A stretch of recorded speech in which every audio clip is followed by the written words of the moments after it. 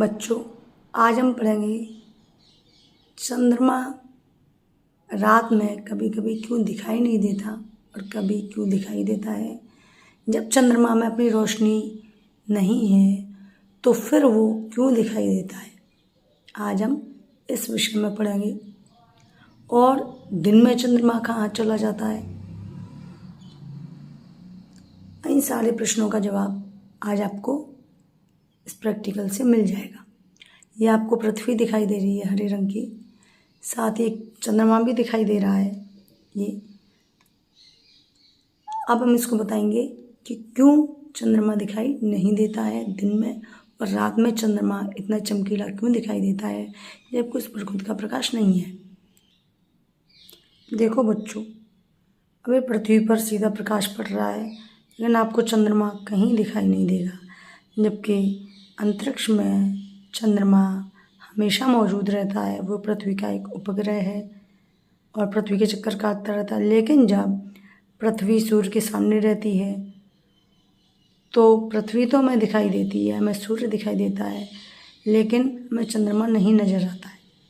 अब आप देख रहे होंगे कि जो हिस्सा पृथ्वी का सूर्य की तरफ है उस पर दिन हो रहा है क्योंकि उस पर प्रकाश पड़ रहा है, और जो हिस्सा पृथ्वी का सूर्य की तरफ नहीं है उस हिस्से पर प्रकाश नहीं पड़ रहा है तो वहाँ पर रात हो रही है। इस तरह जब पृथ्वी घूमती है और जिस हिस्से पर प्रकाश पड़ता है वहाँ दिन होता है, और जिस हिस्से पर प्रकाश नहीं पड़ता है उस हिस्से पर रात होती है। अब क्योंकि अभी दिन हो रहा है और ये हिस्सा घूमकर दूसरी तरफ पहुंच जाएगा तो उस हिस्से पर रात हो जाएगी। अब हम समझेंगे कि जब अंतरिक्ष में इस समय भी अर्थात दिन में भी अगर चंद्रमा मौजूद है तो हमें क्यों दिखाई नहीं देता है। अब हम चंद्रमा की स्थिति बदल देंगे और उसको अक्ष पर यहाँ रख देंगे। अब आप देखेंगे कि प्रकाश सीधी रेखा में पड़ रहा है, लेकिन चंद्रमा पर जैसे ही पड़ता है तो वो चमकने लगता है। जब सूर्य का प्रकाश पृथ्वी पर पड़ रहा है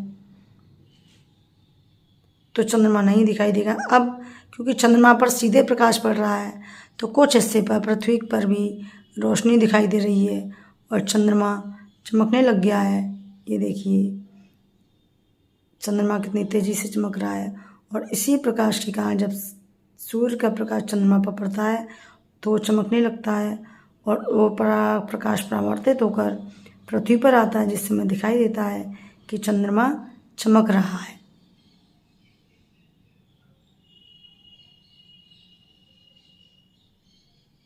और जो चंद्रमा पर प्रकाश परावर्तित होकर पृथ्वी पर पड़ता है उसे हम चांदनी कहते हैं।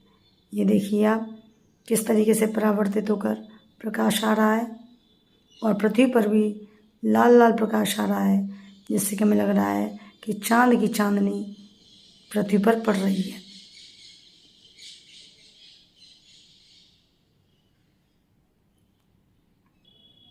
अब इसी तरह चंद्रमा, इसमें हम देखेंगे कि पृथ्वी का चक्कर लगाता हुआ दूसरी तरफ पहुंच गया है, और क्योंकि अब भी प्रकाश सीधे चंद्रमा पर पड़ रहा है, पृथ्वी पर नहीं आ रहा, तो चंद्रमा में चमकता हुआ प्रतीत हो रहा है, जबकि हकीकत में चंद्रमा नहीं चमकता है।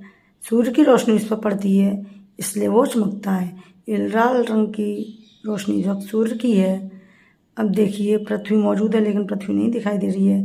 जब चंद्रमा चमकेगा, चंद्रमा पर सूर्य का प्रकाश पड़ेगा तो हमें पृथ्वी नजर आने लगती है। और आप देखेंगे कि चंद्रमा दिखाई दे रहा है आपको, और चंद्रमा की रोशनी परावर्तित होकर पृथ्वी पर भी पड़ रही है, जिससे आपको पृथ्वी का एक हिस्सा यहाँ पर दिखाई भी दे रहा है, जिससे पता चलेगा कि चंद्रमा की रोशनी चमकने के कारण जब सूर्य की रोशनी चंद्रमा पर पड़ती है, चंद्रमा प्रकाश देने लगता है या चमकने लगता है सूर्य की रोशनी के कारण, तो इसलिए हमें पृथ्वी दिखाई देती। ये देखिए अभी चंद्रमा की चांदनी आ रही है, देखिए।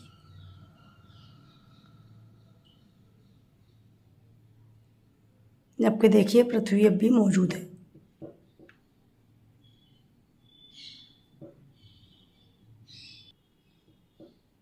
तो आप सभी समझ गए होंगे कि जब सूर्य की रोशनी चंद्रमा पर पड़ती है और वो परावर्तित होकर पृथ्वी पर पड़ती है तो हमें चंद्रमा चमकता हुआ प्रतीत होता है।